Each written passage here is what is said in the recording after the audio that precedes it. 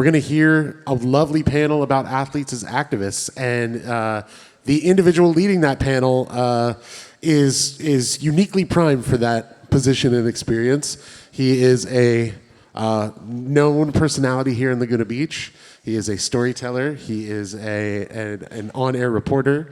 Let's give it up one time for Pat Parnell.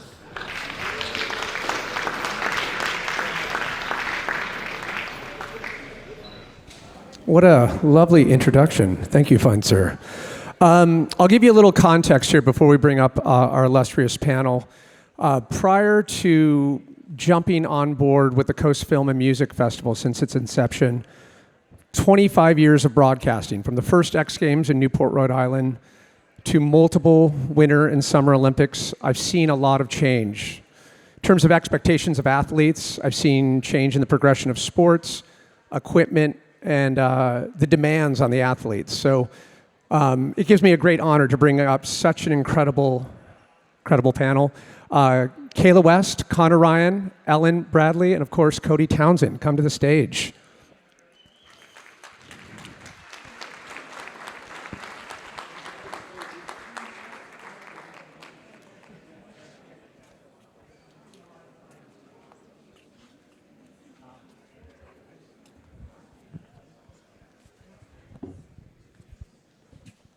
Let's get cozy. Okay. I'm going to take the inside so we feel like we're at the ski lodge. So thank you. There's so many things I want to dive into, because what I was kind of making reference to is the demands of athletes, how they've changed over the years. It went from just being an athlete then to being your own content creator to being so much more. So maybe you guys could give us a little bit of the genesis of you as an athlete and where the inflection point was where, wait, I'm going to combine my purpose with my passion. So. Well, I started in the good old days when there was only magazines and ski movies that existed. And there was no individual kind of marketing content creation that existed, and there was a few gatekeepers, and you had to kind of make your way into your sport through getting photos printed in magazines or somehow getting a chance to film for a professional ski film company.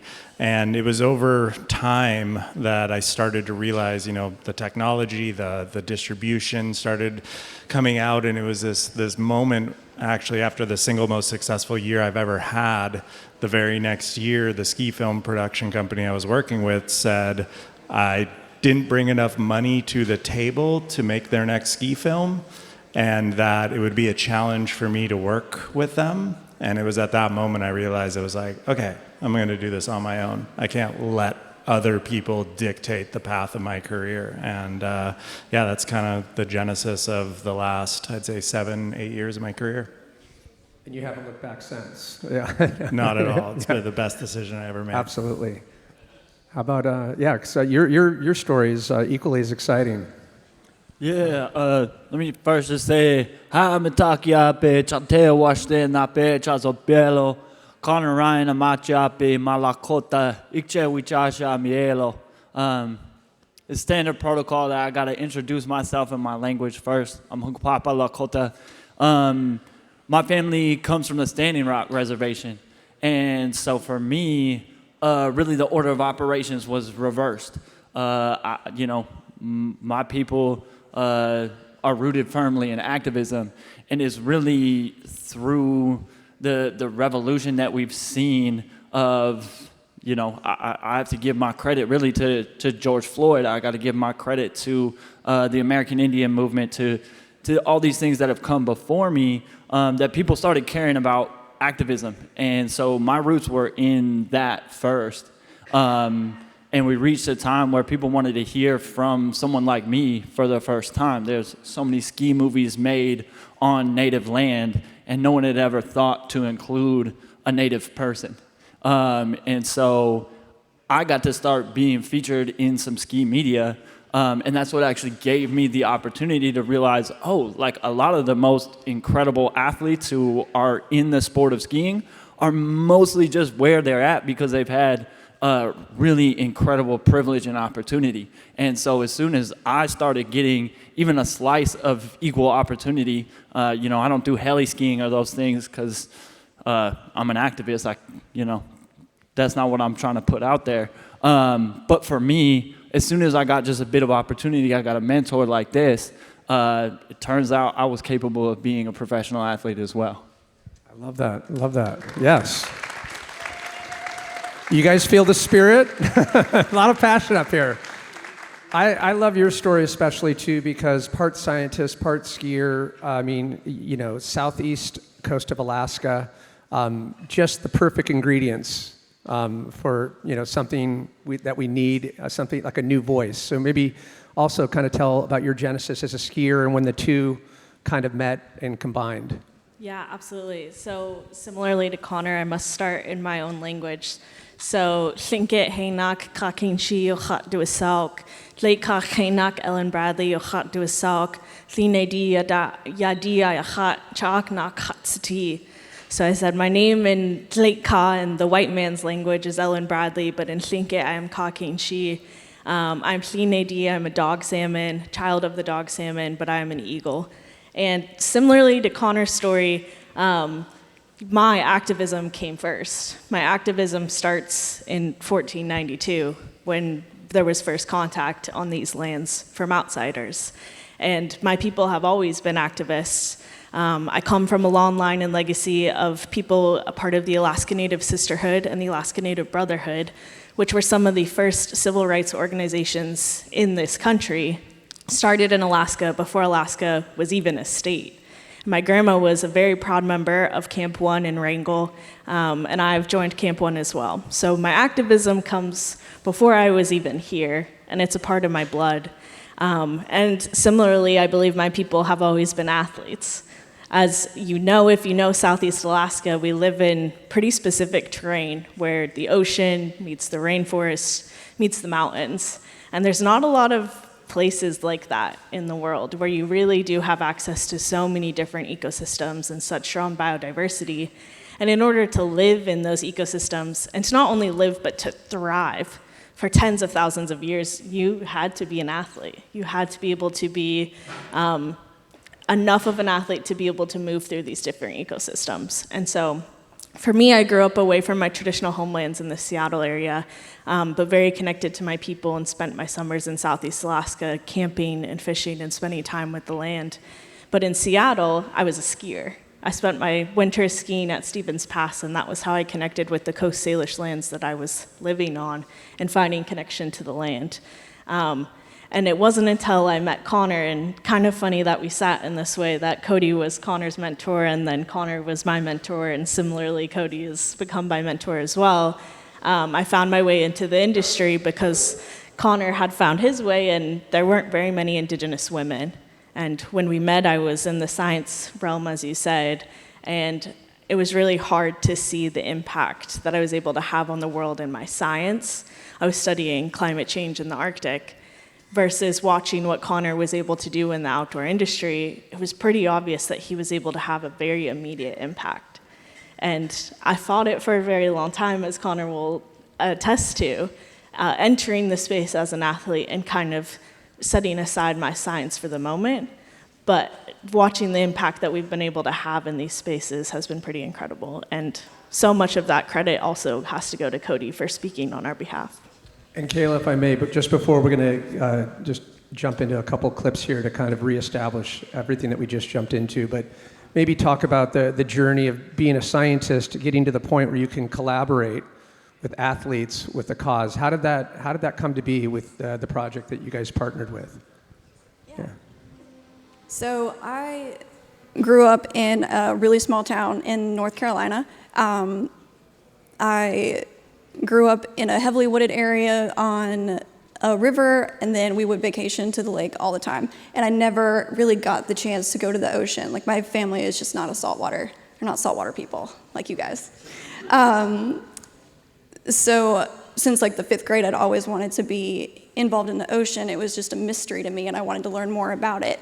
When I went to school, like all throughout my college years, I became a scientist. And in my senior year of college, I went on a study abroad trip to Belize, spent 10 days in Calabash Cay, and it was phenomenal until I was walking through the surf one day, and I was just pulling like clear plastic film off of my legs. And I probably walked the surf for about an hour just pulling film off, and it just really opened my eyes to just how bad the plastic pollution problem is. It's not just litter on a roadside. It's not just what you see, you know, like people throwing trash out of their windows. It's a lot bigger of a problem for people in different countries, in different areas, from different backgrounds.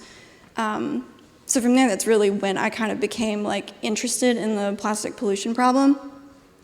I ended up meeting Bonnie Monteleone, who is the executive director and co-founder of Plastic Ocean Project, 3 years ago. And she just gave a passionate kid a chance in order to like make a difference. And through that, I ended up working in collaboration with a New Earth project and with Cody, looking at microplastics in snow samples from remote locations. And it's been a really cool adventure so far. Well, let's take a look at just all the dynamic work you three have done, and you as well. Take a peek, everybody.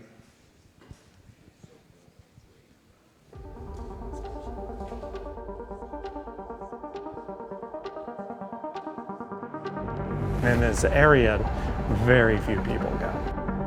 I've probably been there more than any other human, I went 4 times in 1 year. We are looking at microplastics in snow samples in remote locations.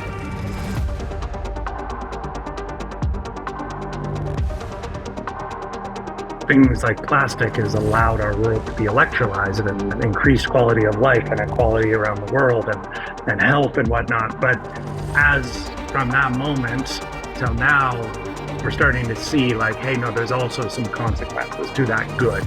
So can we do something as individuals, as companies, as like a society to pay more attention to those downstream effects of this thing that's once really positive, but like, can we get that positiveness without having this consequence?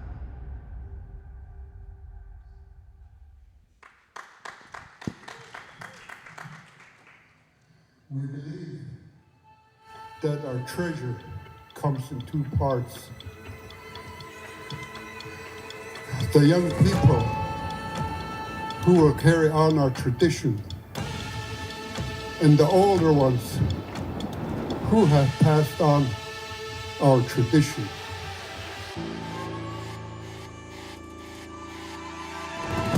How do we heal? When Thinke Ani is seen as a playground, when our land is commercialized and commodified, and Native people are left voiceless. Who speaks for us? Let my people go skiing.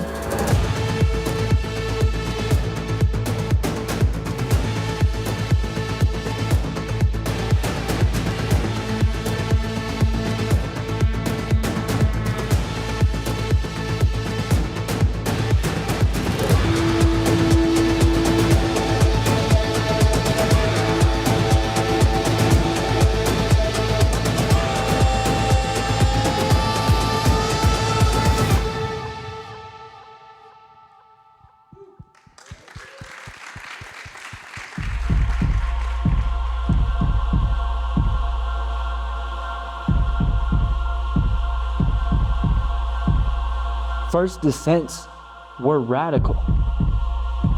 These tricks were radical when they were first brand new. We can still celebrate that if we want to. But if radical means growth and change, is that still what's radical? And on the other side, for me, as an indigenous activist, I'm always being told that the things that I want to do, the changes I want to see in the world, are too radical.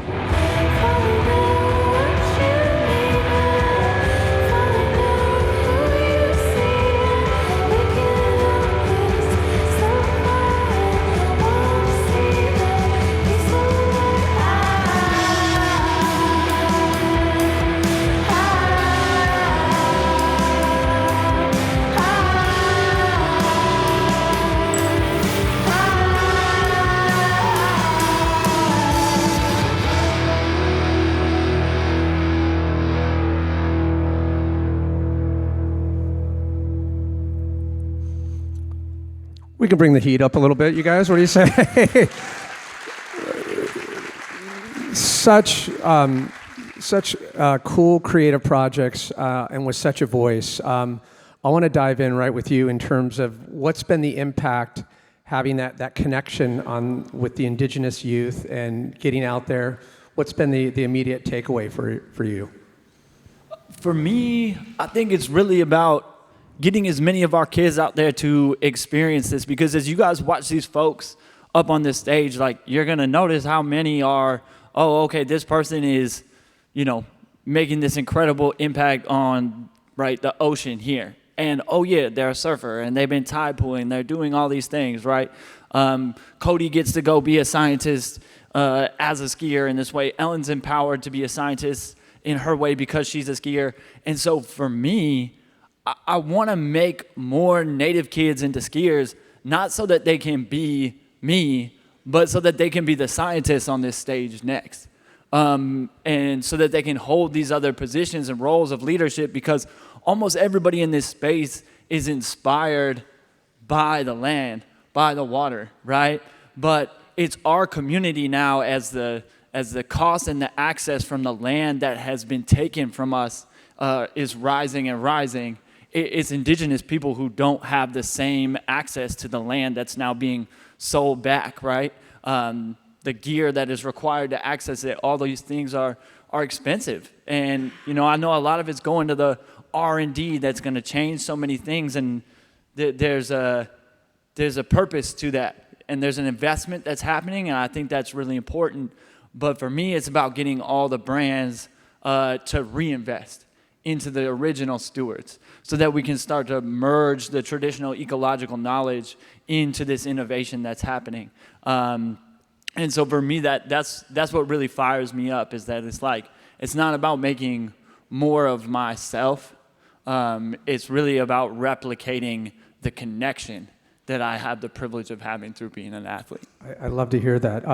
Ellen, one of the biggest takeaways from your film, and it just was this aha moment for me when you talked about, how Russia, its influence, and then came, all the prospectors into Alaska. But you used this word extraction, and an extraction approach. And in a way, I thought of surfers, snowboarders, skiers, and we're extracting utils of fun. And it's such, if everyone were to dive into that concept of extraction, but if you can give back, you've heard the term, you always want to leave a place better than it was when you got there. But maybe take us through that and what it feels like as an Alaskan, a native Alaskan, to kind of have that process, and it's been going on for quite some time. And how do we change it? Absolutely. I'm impressed that you had that takeaway from what we've seen of the film so far. It's yet to fully come out, because that is the ultimate takeaway I want to have people learn, is that so often we think of the outdoor industry as this alternative to extractive industries or ways to interact with the land.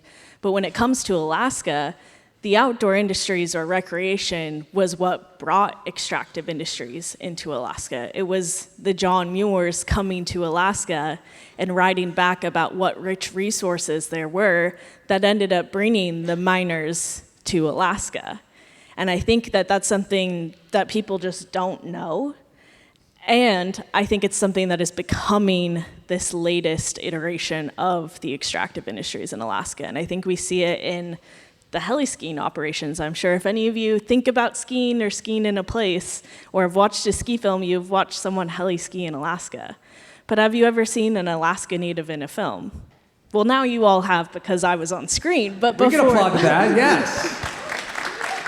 But before that, our perspectives of the land and the relationship that we should have to these places are not being shown. You are being shown someone coming into a place they have no relationship to, being dropped off at the top of a mountain and skiing down. And for me, as a person who, as I described before, Southeast Alaska is this beautiful place that starts in the ocean and the tides, similar to so many people here in Laguna Beach. But then we go immediately into a rainforest that is still intact, and then into the alpine and these beautiful mountains. And for me, the way I just lined that out for you is the approach that I take to skiing in a way that is reciprocity, which I think is the concept that you are looking for. It's approaching these places and developing a relationship by making your relationship up the mountain. And I think for skiers, but really for all recreationalists, that's how you can listen to the land. Versus if you are heli skiing and you skipped that entire approach, you have no ability to really listen to what the land is telling you. So how are you going to keep yourself and your crew safe out in the mountains? If the mountain is telling you, don't ski this line, it's going to avalanche huge and you are not going to survive, how are you going to hear that if you didn't experience what the snow conditions were in order to get to that place? And so that was kind of the genesis of this story for me, but really my being in this industry was being in these spaces because of Connor and having people tell me stories of my own land and the experiences they had there, and having this immediate gut feeling of, oh, the ignorance, the lack of relationship, and how it doesn't have to be that way. Because recreation, while it can be extractive, doesn't have to be extractive. And similarly, skiing is an indigenous activity on its own. So if we can return the way we approach it into its origin as traditional ecological knowledge of how to move through landscapes when they're snowy, then we all collectively can have a better relationship to the places we spend time, and I think have more fun and be more safe when we do it. And also change the expectations, right? When we go into a place, I love that you immediately go into the tribe of that area. I love that we did a blessing this morning for the Hachime tribe. But to change the mindset, if you're a pro athlete, every time you go to a place, land, take a breather, meet the people, somehow like have that connective tissue on the front end, right? I want to get into the inspiration with the 50. Maybe you could tell kind of how that evolved and what was the impetus for you? It's pretty funny because it's very much similar to what Ellen just talked about. I always say to people, I was like, this sounds like the most jaded a-hole thing to say, but I had built my career with mechanized access to the mountains, snowmobiles, skiing off ski areas, and helicopters being the pinnacle. And we would go up to Alaska every year and film out of helicopters, and I had done maybe 10 years of that, and I was bored of it. I was like, it felt in a certain way extractive. I'd tell people, I'm like, I'm sick of having multiple guides out there, sick of being at this like 5-star heli lodge, and I felt like, there's something I'm missing here. And after most successful year, I remember I came back at the end of the year and I was just like not fulfilled, and I was like, what am I going to do next? And I realized there was one thing in Alaska that everyone talks about. The snow is better there than anywhere else in the world, and it sticks to the steepest faces because it's a higher water content snow, so it's moist, so it kind of sticks. But then you ski down and it's the most absolute like blower snow you've ever skied. Like it's like in your face, over your head, and you're like, but they told me it was wet, but it skis dry. And I was like, what is going on with this? And I remember continuing thinking about it. I was like, I spent 10 years in Alaska and I have no idea how the snow works there.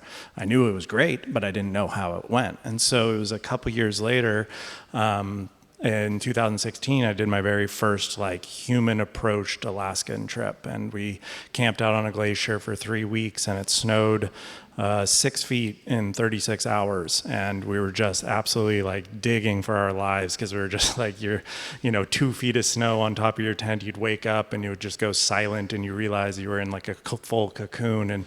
And we got up the next day after the storm, and I was like, how are we going to go ski this? There's 6 feet of new snow. And over the course of just being in the mountains for 3 days, I watched the snow turn from like 6 feet of like unbelievably unconsolidated deep snow to just the most perfect snow you could ever imagine. And it wasn't till that moment that I finally realized, I'm like, oh, this is how it works out here. And it gave me such a bigger appreciation and understanding of these mountains. And it was really that trip alone was the impetus of like, okay, like you've been a professional skier for 10 plus years and you don't know what's going on in the mountains.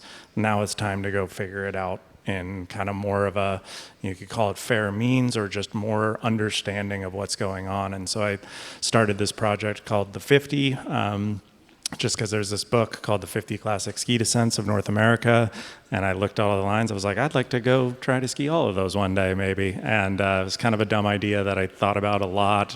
No one had ever done it before, and that actually made me more hesitant to want to do it.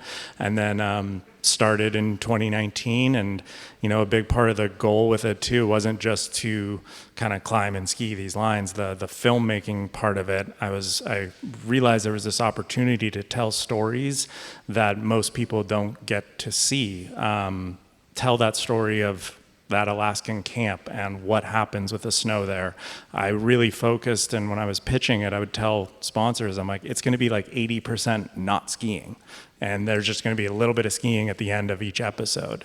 And it threw them all for a loop, because they're like, everything we've ever done is just like 95% skiing and then just maybe a few words here and there that just add some humor or something. And I was like, no, we're going to do the opposite, because I really wanted to like share all the stories that the true experience we have in the mountains. And then it almost felt like just like dumb luck, because as we started doing it, I was kind of realizing like there's even more stories that we can share. And that's how I ended up meeting Connor. That completely expanded my mind on these relationships with the mountains, and realizing like, oh my God, we've got like a platform where we can share so much more than just skiing. And it's been a really cool experience to kind of go through that. And I feel like it's part dumb luck.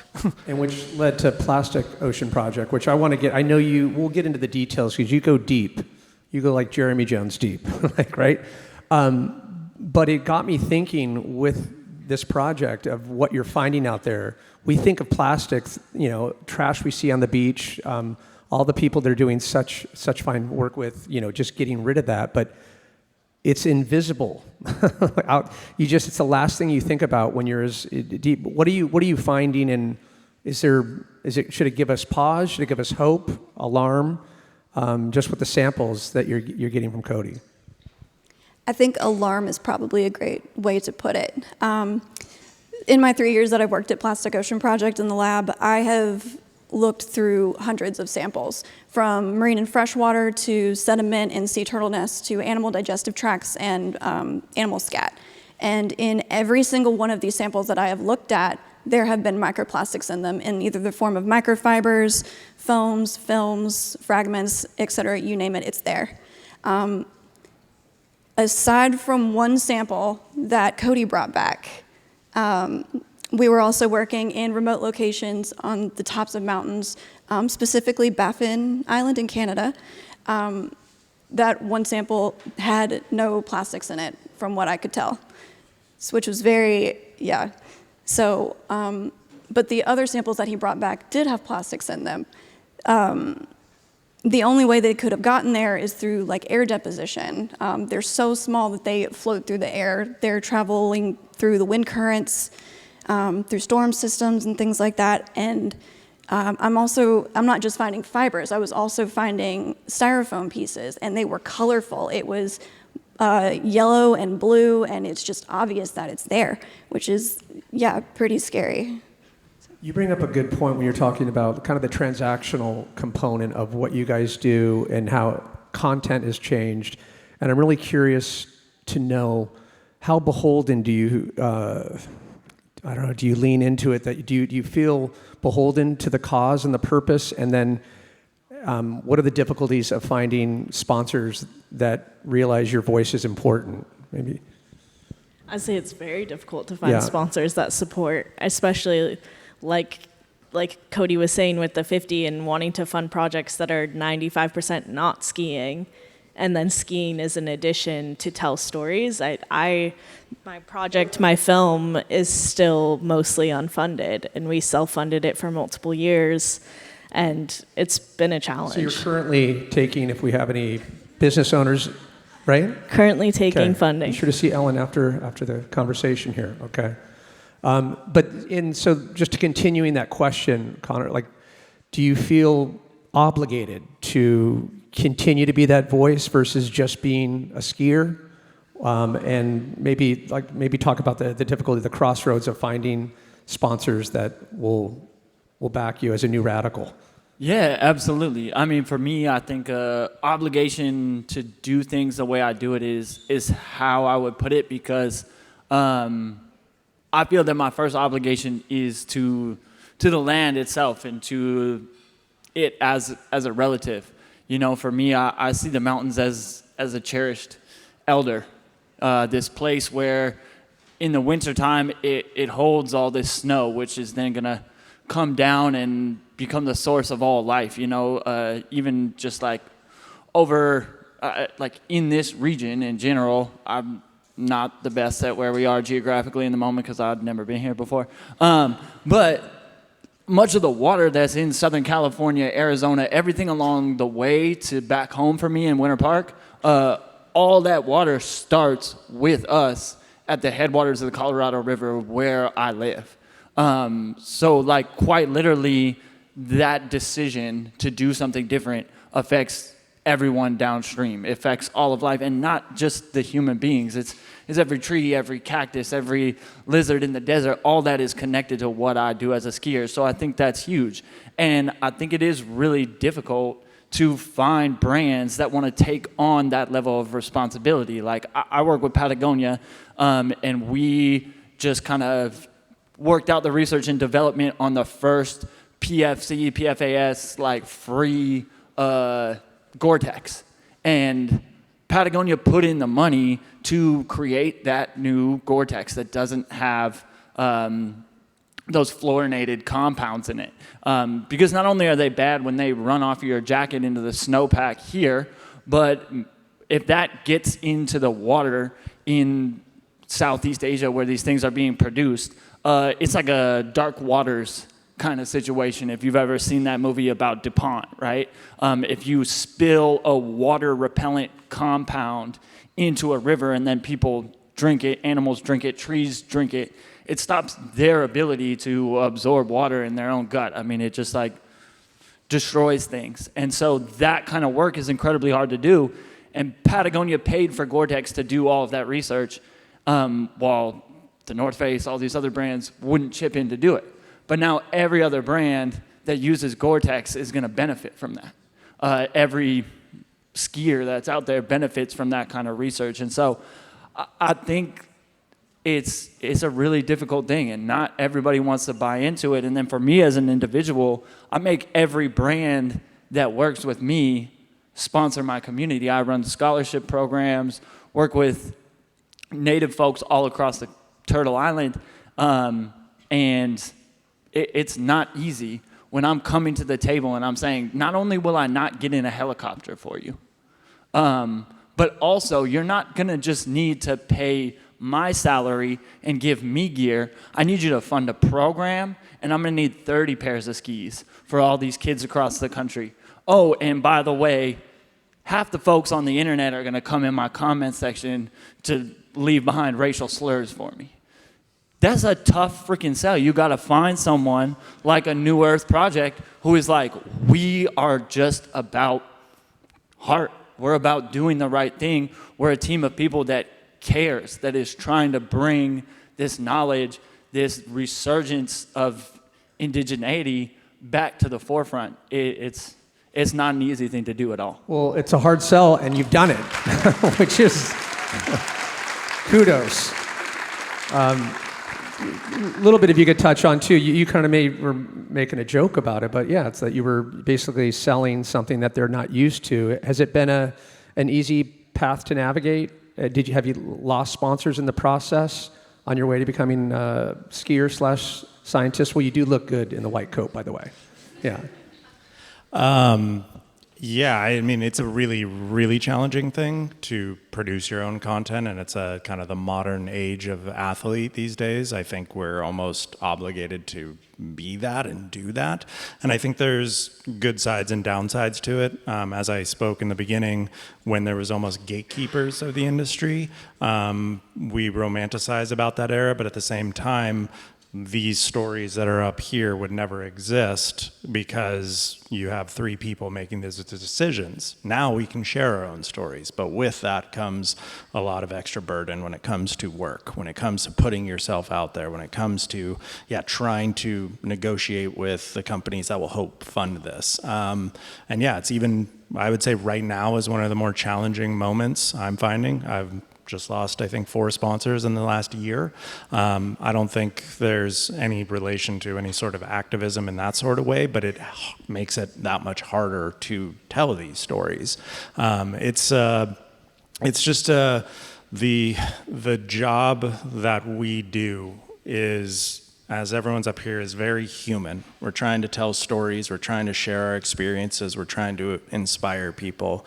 And I continually see this shift within industries that is, and we're ultimately like marketers and advertisers, moving more to algorithms, moving more to, buying a 4th mansion for Mark Zuckerberg and shifting away from humans telling stories. And if there's one thing I learned from the 50 was that 80% of not skiing was the single most important part of it, and telling stories is what's going to inspire people to live a life centered around happiness, live a life that includes idealism like reciprocity, to be out there and connect with these places in a more holistic way. Totally agree. Wow.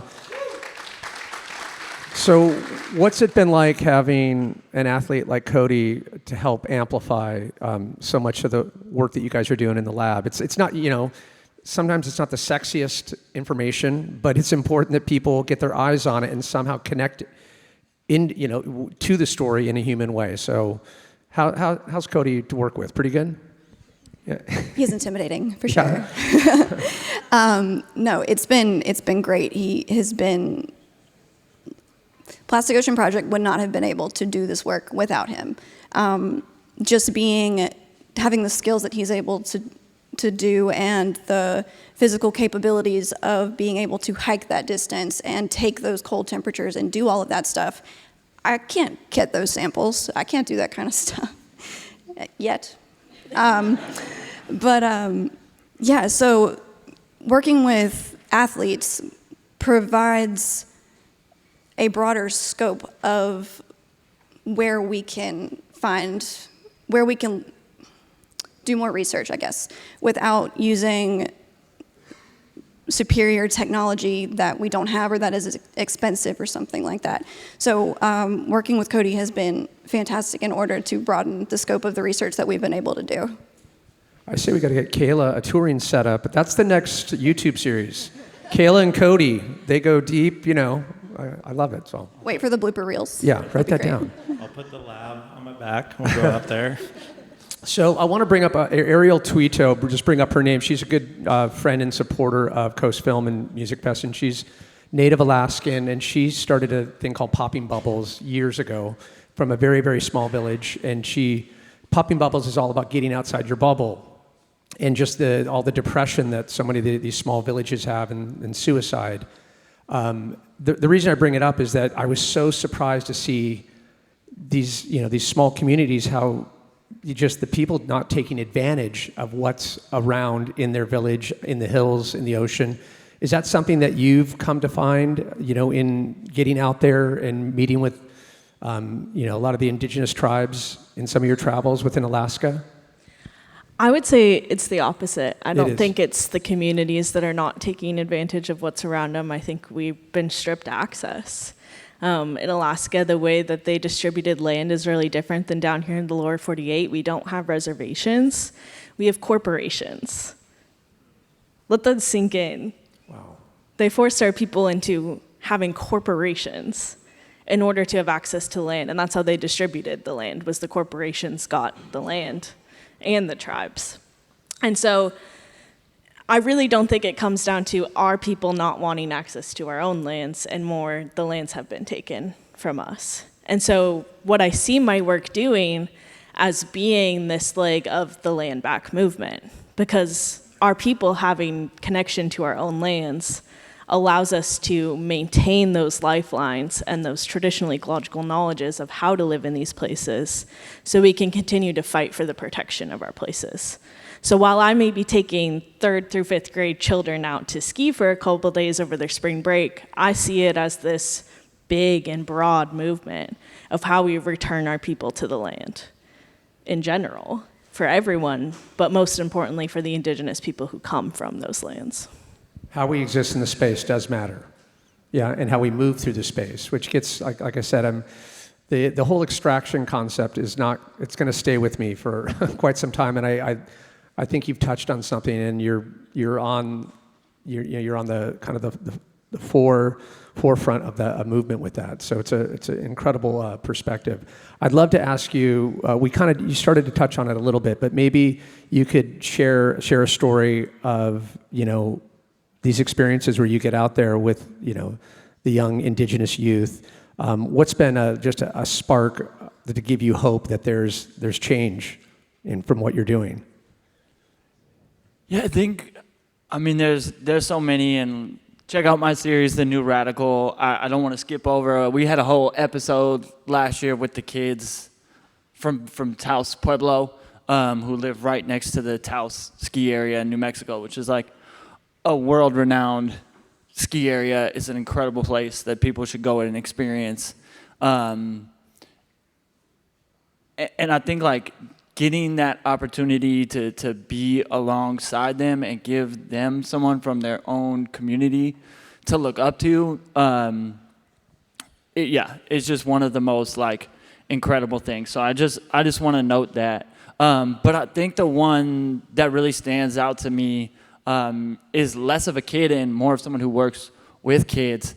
My friend Kenny Swiftbird, who comes from the Oglala Nation, he's Lakota as well and from Pine Ridge. And he's a hydrologist, and he received our scholarship because one of the scholarship programs that we do, we give skis and lessons and all those things to Native American adults as well. Because you've been overlooked your whole life doesn't mean you should get overlooked again, so that we can just work with the youth.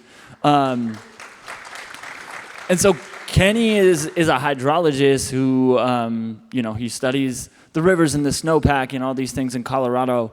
And it was only through receiving our scholarship program that Kenny was able to get out and start checking out these sites that he'd been snowshoeing to forever on skis. And to me, just the simple, radical thing of changing the work that Kenny was able to do simply because he couldn't afford a pair of skis. He's, in his 12th year of college, as most scientists are. And so skiing wasn't an option for him to buy a pair of skis, to buy a ski pass, all these things. And so getting skis instead of snowshoes to go out and do his hydrology work suddenly turned his work joyful. And I just like to think of we see what Cody gets to do as this stoked person turned scientist. But what happens when we stoke out our scientists? This is what I'm saying. We got to get Kayla out there. Yeah, and so then now Kenny leads a program where he brings kids up into those same mountains and educates the youth on hydrology. And I think he's able to do so much better of a job at it because he loves the mountains so much and gets to experience that joy there in a new way. So for all of us out here listening and watching, whether we're athletes or not, what can they do to get behind your cause, all of the causes here? Just watch and then figure out ways to support financially. But I'll talk just on more general, one of my missions through this project is I talked about the lack of awareness, even though being a longtime professional skier and then going into the mountains and you realize it's a lifelong learning process. But then as I started to gain this knowledge and gain these experiences and have these thoughts and like connections to places, you know, it was just kind of me having these things, and I could try to share them out to the world. But then one of the main things is when I met Connor, I realized through Connor that it was like these experiences, these feelings was like, oh no, these are tens, 20, 30,000 years old, these same experiences. There is a culture that has been developed that I'm just barely scratching the surface of. And so I've looked at kind of like my role in this as a bit of a, like a gateway drug from sharing experiences, because I can talk to masses, to these guys right here. Because when it comes to knowledge of land, understanding, treating the land as a relative, not as a place that you harm for your own joy, for your own extraction, whatever it is. Like, there's cultures and learnings that are tens of thousands of years old, and I'm just figuring out, oh, my parking pass. Hold on, we're getting a call here. No, is that yeah. Laguna Beach parking, they'll get you. Yeah, I was going to say. Yeah, someone want to recharge my rental car? Okay.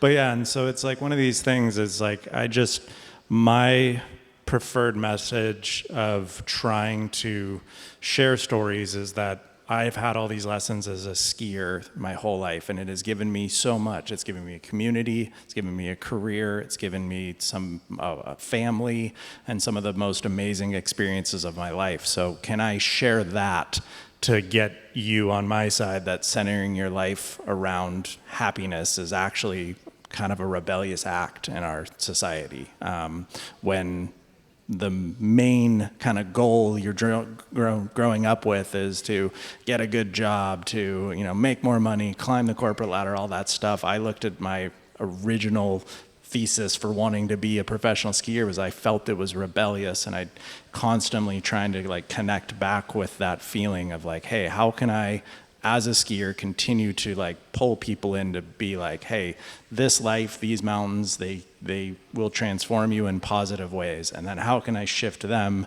to the knowledge that they're sharing? Because there's so much more knowledge than I even remotely know. Same question, how can everyone here champion your cause? Yeah, I mean, funding. Yep. Again, we're taking, right? We're taking. But not backing. just for the film we've been working on, but for all the programs we work on. I mean, we have so many initiatives to get Indigenous kids and adults skiing. We have our Icon Pass scholarship.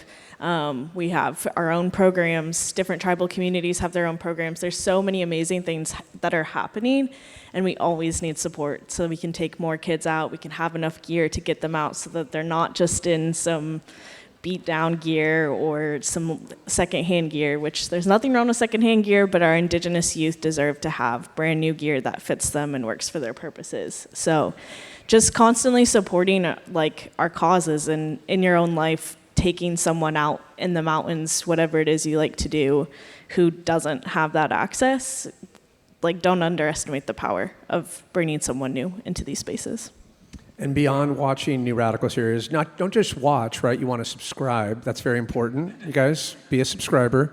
Yeah, maybe something that will allow people to be, I feel like they're part of what you're doing. Yeah, I mean, at every turn that you can, I think that you should be supporting land back. I think that is really the future. Indigenous people, while being 5% of the global population, protect 80% of the world's biodiversity. I think that's a huge first step. And if you just heard land back for the first time, you should go do some reading. You should do some educating of yourself, because I think it's the future for all of us.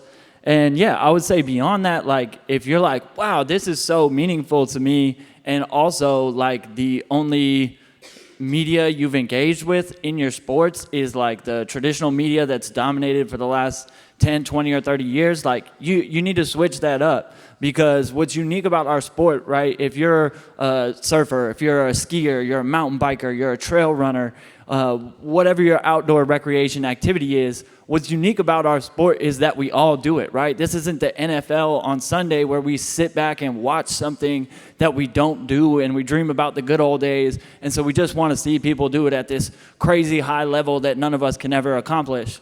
Like, no, that's not what our sports are about. These sports are about community. So go engage with the storytellers who are in community and support that. Let brands know that's what you support. Like, at all turns, you need to be voting with your dollar. And I think that's huge. Like, if you're like, oh yeah, I really like this, and then you go out and you buy some brand that isn't buying into the kind of stuff that we're doing here in this space, that doesn't work. And you need to go in, you need to watch and comment and participate and be in community with these new models of things. Like, Cody started a new direct-to-consumer, subscriber-based way of sharing with his audience and his fans. Like, I think those things are so important. And, like, stop going to the movies where these people are just heli skiing up and down stuff. Like, you're voting with your dollar to destroy the planet and the sport that you love by doing that. You're letting yourself be gaslit by these people who are, maybe they throw a little percentage some way at the end of doing that to greenwash what they did. And they're selling you something that's unattainable. That's only for them. That's only for the super rich. And it's like, be a part of what you can actually do. Buy into something that's real and make community there, because honestly, like, it's not supporting the professional athletes that's going to make our sports continue to exist. It'll always exist for the most privileged of us. What will allow it to continue to exist for all of us is to be in community and to listen to one another and to support one another. Yes. Not passionate at all whatsoever. Just lacks passion. And on the scientific front, if I may ask, can we expect more collaborations with the athletes? Has it amplified the message in a way that you feel like it's resonating? Absolutely. Yeah, there are talks about doing this project again in a bigger scale, because it was successful and we did see results.